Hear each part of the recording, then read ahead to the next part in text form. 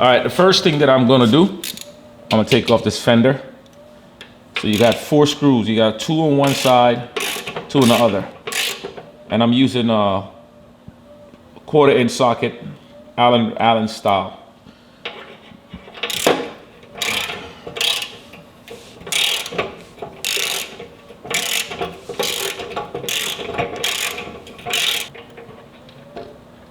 All right, that's one side done. Let's go to the other side.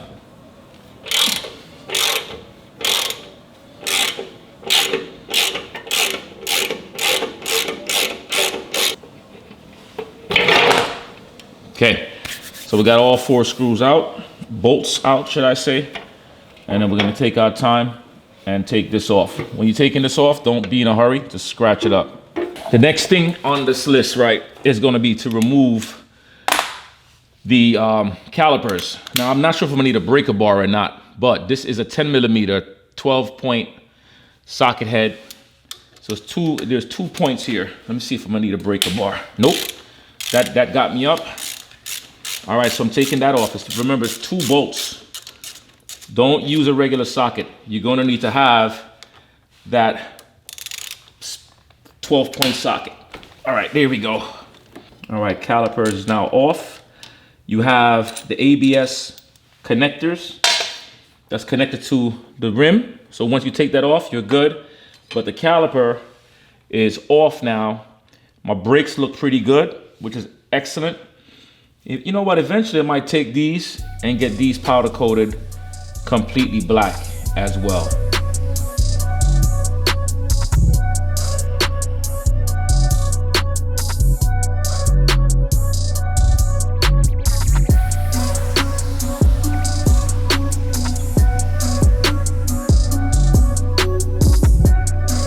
All right, the next step that we gotta do is we gotta remove this cluster right here. It's a T25 5-star connector. I don't remember the name of these things right now, but there's 2 screws right here, okay? And you just simply unscrew these pieces. Don't lose those nuts. Remember, it's 2, 1 on the right, 1 on the left. I'm gonna press this down a bit, and it's like a little knob that you have to feel for inside of this little clamp thing right here. It's a little tricky at times, but once you get it, you got it. All right, so I got the piece off. What I did, I just turned this all the way, pull this out a little bit, right? And I just use a knife. You could even use a screwdriver, and you wanna press this little thing down right here. Hold on. It's like, it might not even focus, but you press this in a little bit and it will release. It's easy to break. I've broken a few of these. You can get these on Amazon if you break them, no biggie. And then what I'm gonna do now is I turn this towards the left. And when I turn it towards the left, it gives me the opportunity to pick this off. So once we get it off here, right, there's some plugs that you can pull out. It's, you press the button and it will pop right out, but you know, take your time. They go 1, and then normally I would use a screwdriver for this one, but I got that out too. And then the other one, you might as well just take out the whole thing. You don't have to, but I prefer to take it out and just get it out the way. See if I can reach my finger under here. There you go. So you got 1, 2, 3. You take that, you put it to the side. Now, the reason why we want to get these out the way is because we want to be able to access the fork cans to get those off and the forks.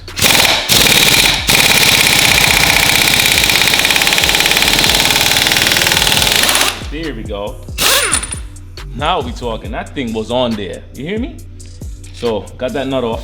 And what I'm gonna do is I'm gonna jack the bike up a little bit just to give a little pressure off that nut so I can tap this piece out. And then there's a little screw on the other side that I'm gonna have to loosen up.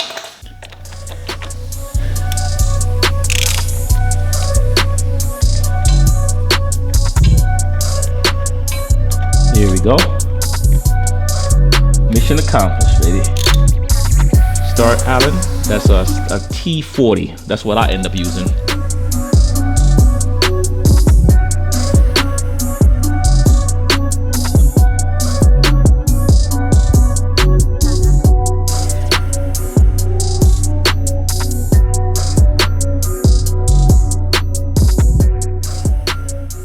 let me try to get an angle for you guys. It's a little hard to see the bolts, but let me put some light up on here. Yeah, there we go. So when you're taking out the fork, you have two pinch bolts right there. It's top and bottom, right? And then there's another pinch bolt that's right here on the top. So those are exactly where you need to you don't got to take them all the way out, by the way. You just loosen them up, and that's going to help the forks to come out.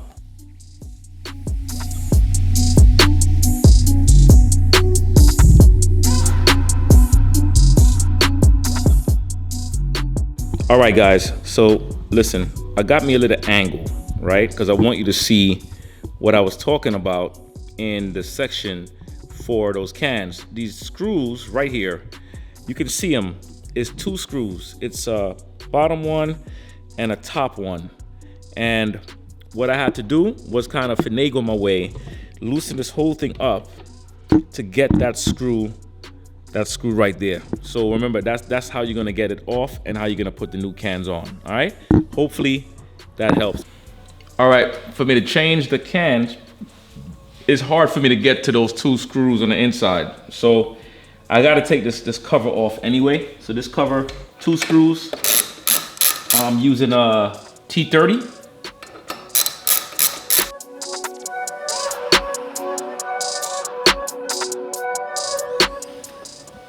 All right, so I got this off. Another thing that I noticed that's kind of blocking me from getting in here, from getting those screws, is a cover right here. So I have to work my way around that cover. What happened is that all of this, I had to loosen up these two screws, and those two screws is found in this side here. So I had to get those screws off to get this off so I could access the bolt in the back. So hopefully that will give me enough room for me to be able to get down there to get those cans off. So you gotta be a ninja to maneuver this stuff, man. But once you get in here, once I get these screws loosened up, I should be able to get this off. Like I said, it's a little tricky because you gotta take off parts on your bike. Every bike is different. On my bike, there's no way that I was gonna reach this screw in the back if I did not have to release a few more stuff, because all of that stuff is blocking the screw. So there we go. So that's off. Let me get the cans for the kit and let's compare them. So y'all, just in case you guys don't understand why this won't work. So this is made for the standard tires, your regular 18-inch tires. This is made for the 18-inch fat tires. This groove here, this cutout, provides enough space for the rims and the fenders and everything to fit. So this is a no-go. This is a yes. Oh yeah, and you don't have to take those bolts out completely. That's another thing, is you can just hand tighten. So when I put this in and find where I need it, I'm gonna hand tighten it just enough for it to grab and put it in its spot. Getting them lined up, that's the thing. Once you get it lined up, it should be good. There we go. So now I'll take the tool and tighten it back up, lock that in place, and I'll do the same thing for the other side. Remember, the cut side goes inside. So I was telling my wife that the install is not hard at all. Not, at least so far it's not. But the part that got my heart rate up is the fact that the bike is on a jack, and you know, you could only hope for the best. Just hope and pray for the best, that's all. But my attitude in this life, right, is that life is life, right? And you take it as it comes, as it's given to you. That's how you take it. Everything is a learning process. And if you guys are looking to learn how to wrench your bike, you're not gonna learn by being scared. You're gonna learn by doing and making errors. Because I'm not claiming to be no professional here. By no means am I a professional. I've never done this in my life. Of all my motorcycles, of owning all my bikes, this bike is the first bike that I can truly say that I've done some serious work on. My My C90T, I started doing some work on that. My M109, I started taking that apart, but I wouldn't even call that work. That's just me taking it apart and trying to figure things out. But my Road Glide, I've done so much stuff on here. And after I finish this install, then I have the floorboards to do. Then I have to take it to get the lights put on. And then I'm also gonna drop the front fairing down by 1.75 or maybe 2 inches lower when I buy the lowering kit to drop that fairing down. So it's a step-by-step process, guys. I'm sharing this whole journey with you guys. So you can't say, I ain't sharing nothing with y'all. All right, you are seeing the process live and in person. So what I'm doing right now, I'm just using my my hands, and I have my little extension piece, and I'm tightening this down. But later on, I'll get up there and I'll give it a little bit more torque, and then I'll button everything back up together.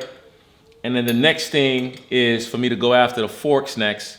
There's a tool that Amazon kind of hesitated on sending me. They're late. That's gonna slow down the process. But tomorrow, I'm gonna attack the forks. I'm gonna leave the bike up like this. I'm not gonna sleep tonight, but I'm gonna leave the bike up. I think I'm gonna sleep next to the bike.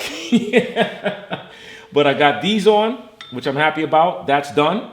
And then I'm gonna button this up. That part is done. Then comes the fork, then comes the rims, then the job is done. Let's go.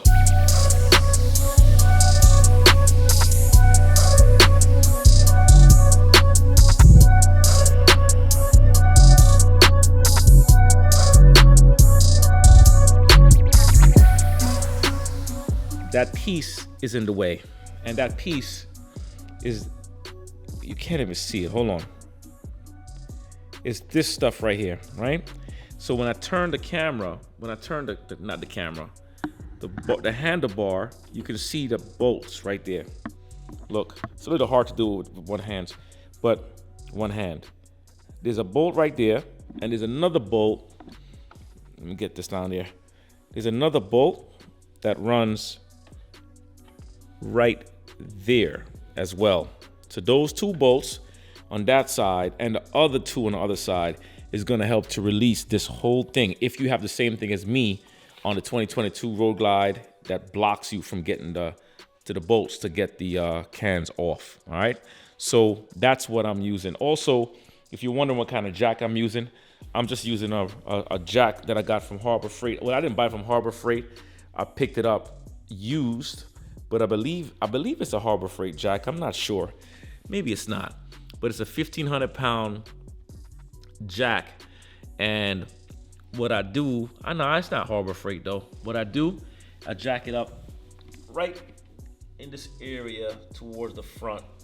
And the reason why I do that is it helps me to pick the tire up, the front up, keeping the back stable. And what I love about this, in all seriousness, is this bike is steady on this jack. So it's gonna hold us up. And then tomorrow, like I said, when I finish the process, I'm gonna be excited about putting those tires on. And that's one more thing done for Ride Fit Nation and Beast.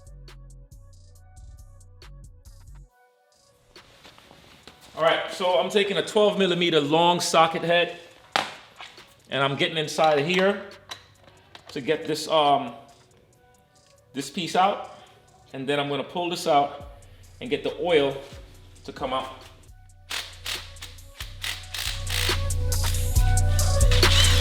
All right, got that head out. Take my time, get that piece out, let that oil drain out. So I'm gonna pump the oil out, take my time. It's gonna make a little mess, little splashes, but it's okay. Okay, guys, so I'm gonna take a little screwdriver, and there's a little ring in here that I'm taking and I'm prying out. And I'm taking my time. I'm not trying to go crazy with going too fast. And it's supposed to snap out. There we go. So I got that ring up. What you want to do is remember where, try to remember the order of the stuff you're taking off. So got that ring off. I'm gonna place it down here on the side. I'm gonna pump out whatever the extra oil is there. that piece off. Okay. Remove this piece here, this cap. Don't lose that cap. So one of the things I recommend is to take a picture of the lineup so you don't forget what goes where. So you have your fork seals, you got your bushings here, you have your washer. So take a picture of that just in case you forget where it goes. I'm also going to use a measuring cup just to measure how much oil, about how much oil was in here. So this is, we got 2 cups, 1 pint. Yeah, it's about 2 cups and a little bit more than 2 cups. All right, that just gave me an idea on how much oil I'm gonna need to put back inside of those forks. Okay, the next thing on this list is this top. And you gotta put some pressure on it because this thing will spring up and fly around the room. So I'm gonna take my time and make sure that I am not just going crazy on it at all. Take my time and press down. Here we go, good. All right, got that pressure up. It is now popped off, okay? Just remember your parts. So this piece came off and this piece will go right back in here and press back down, okay? So I'm gonna put that over there and I'll clean those off later. Then you have this washer that goes to the top. And then we have the spring. The spring that's gonna come out. However, I'm just gonna put new oil and stuff in here because I'm not changing out my spring, but I am gonna change out the seals because I'm rebuilding everything out. But this is the spring. Make sure we have everything that's out. Dampener, get that out. Remember how that goes in. Wipe this off. Right, just taking out all this excess oil. So what I'm doing is I'm taking everything off in order. I'm gonna hold this over to get whatever little drainage I got. Take this off nice and slow, not fast, not ridiculous. On this, there's a little letters, little markings on the top, letters. That's gonna go upwards.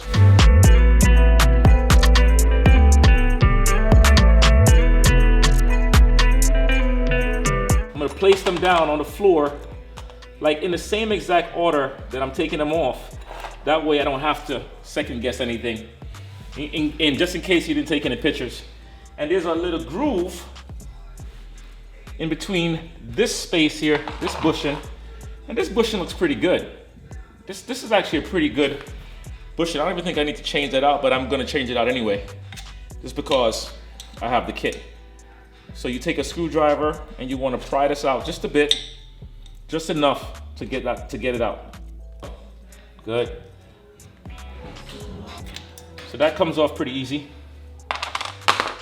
And so now all I gotta do, wipe all this back down and then rebuild the fork and put everything back together.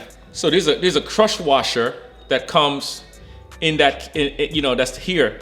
Don't reuse that crush washer at all. You wanna buy a brand new crush washer, right? So in the kit, I have the same bolt with a brand new crush washer. So I'm gonna use everything brand new. So the crush washer is gonna go on this bolt. That's gonna be a brand new part. I'm moving that over to the side, don't need that. I'm also gonna use the springs, the bushings. I'm gonna use all of that. I'm gonna put this bushing on. There's a little coating on the front around it. That just makes perfect sense. And this will snap in place. Now, which way do I wanna go? I don't wanna have to bend it too much. I just want it to snap. You should be able to hear the snap.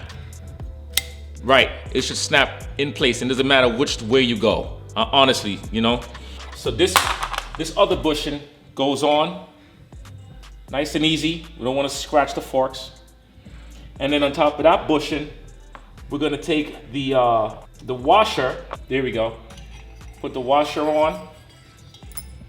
And then I'm gonna put the fork seal. Remember the fork seal has these letters. That's gonna go up to the top. Take my time and not let it snag on anything.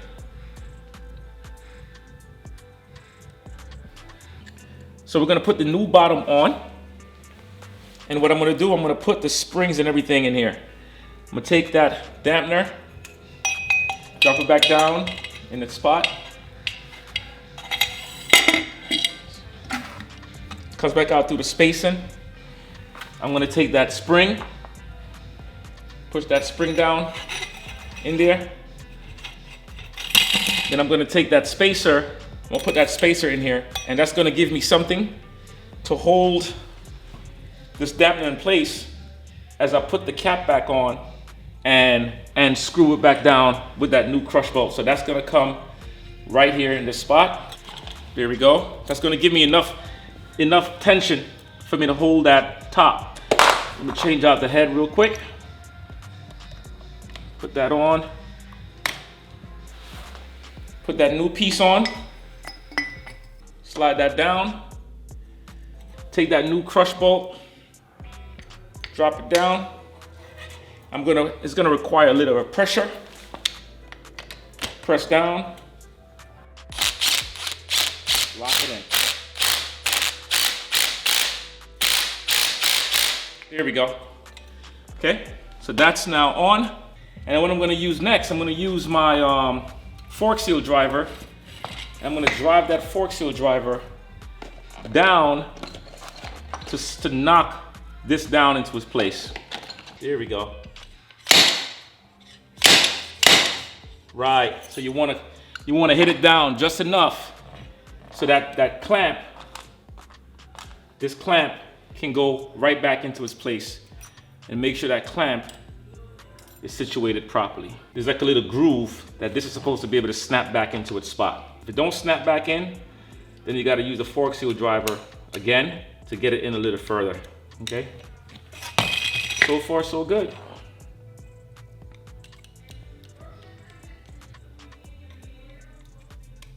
I'm gonna do like a little tap. There we go. All right, that part is in. And as far as the oil goes, I'm gonna throw the amount of oil. I'm gonna match this oil up.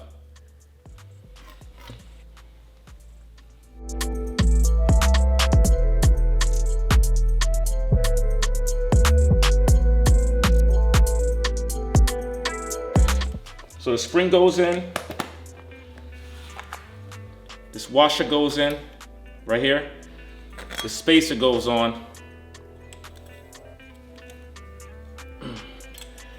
I'm gonna have to stand up above this stuff here and just do my best with this. And the thing I have to remember is I gotta push this up as much as possible, which is hard to do while your hands are slippery. See, I'm not showing y'all easy cuts. I'm showing y'all the challenging parts, so that when it's your turn to do it, you ain't struggling.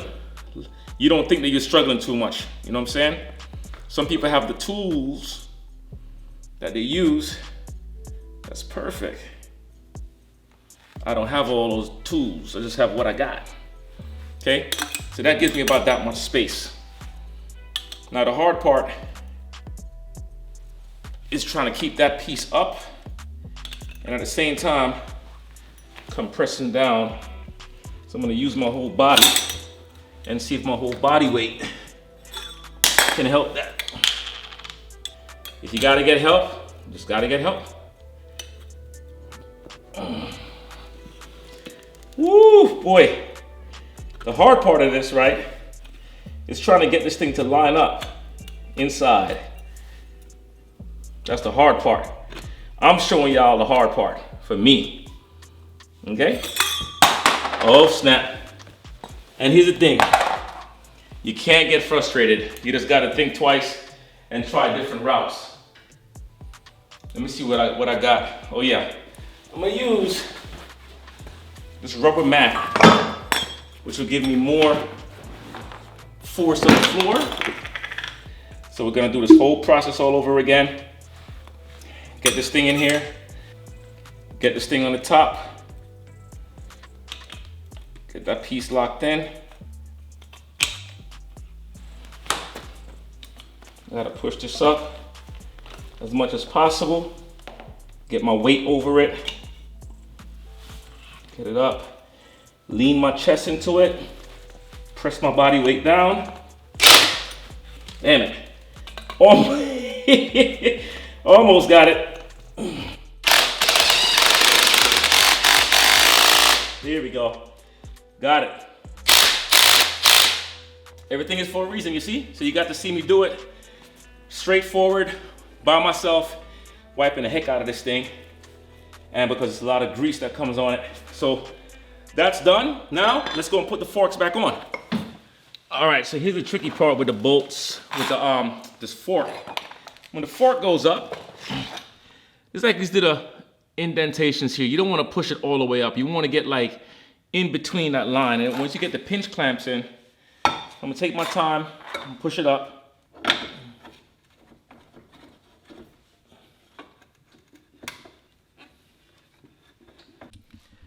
All right, guys, it's a little hard to see. I'm trying to get the camera to line up to the top of this fork right here. It's not all the way up to the top.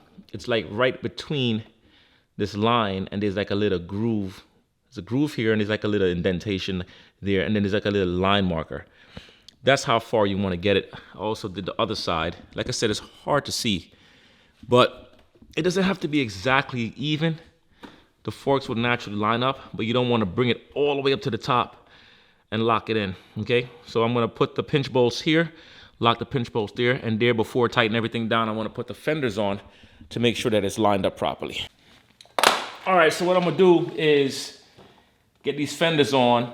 I should be wrapping something around this so I don't scratch anything up, but I have some confidence in myself, and I'm going to get these screws kind of prepped.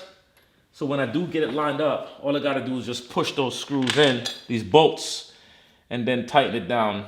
I'm gonna take my time and ease this thing in. It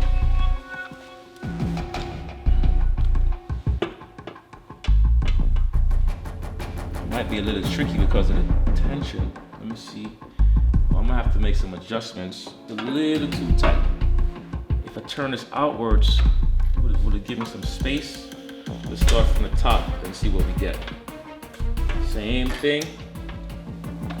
All right, so my wife and I literally just finished brainstorming, and she was like, it looked like the fender needs to come from the bottom and work our way up because of the groove here. And I see some guys, they just push the fenders in, but this fender, for some reason, she was 100% right. I had to jack the bike up higher. I had to jack the bike up much higher and work my way up from the bottom into that groove, so that this groove here, the fender kind of maneuvers itself up into the slot. And then I'm gonna put the lock pieces there, get those bolts into the holes. Line that up a little bit. That's in. And then I'm gonna put the bolts in on the inside just to lock it in place and finger tighten. You guys won't be able to see that, of course, but finger tighten that piece in. Man, that was a tricky thing. But sometimes that's why it's good to have your lady next to you, because girls know stuff. Look at the thumbs up right there. You know what I'm saying? So, and I'm a guy who likes to listen at times, so it's good. Imagine if I didn't want to listen, like, shut up, Yana. You don't know what the hell you talk about. You a woman. What are you doing in this place anyway, right? You a woman. Know your space. Bullcrap. Bullcrap, right? All right. So once I get this in, I'm going to button up the top, put the clusters back on, make sure that this is lined up with the proper bolts. And then once that's done, then I'll wait for the rims to come in probably tomorrow, and then we take it from there. You know what I'm saying? So fingers crossed that everything is gonna come out the way it needs to come out. And I'm gonna put this thing on speed run in a few, and that way you just see me tighten this thing back up. Get this bolt, find that opening.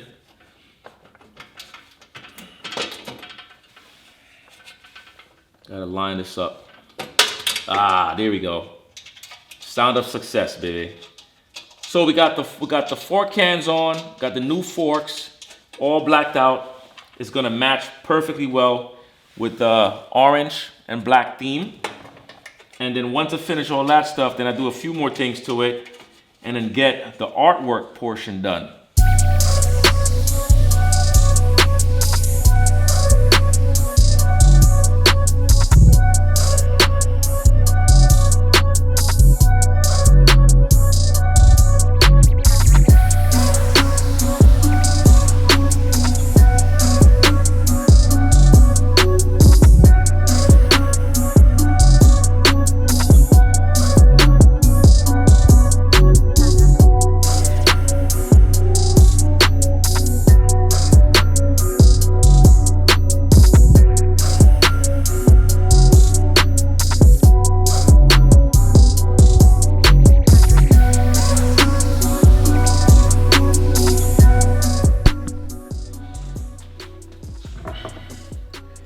All right, so one of the things I am going to be doing, I'm going to take off the screws off these rotors and get them ready for transfer when I get the rims.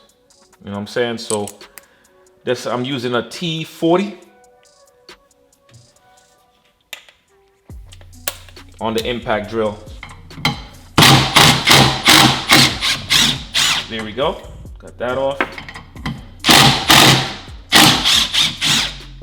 That off.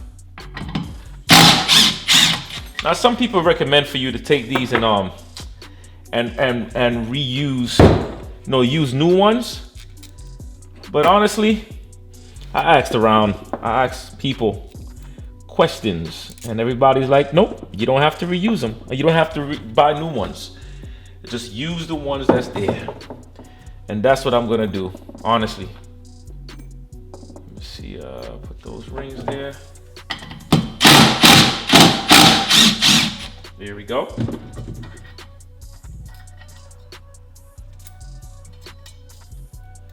Sometimes people just want to make you spend more money.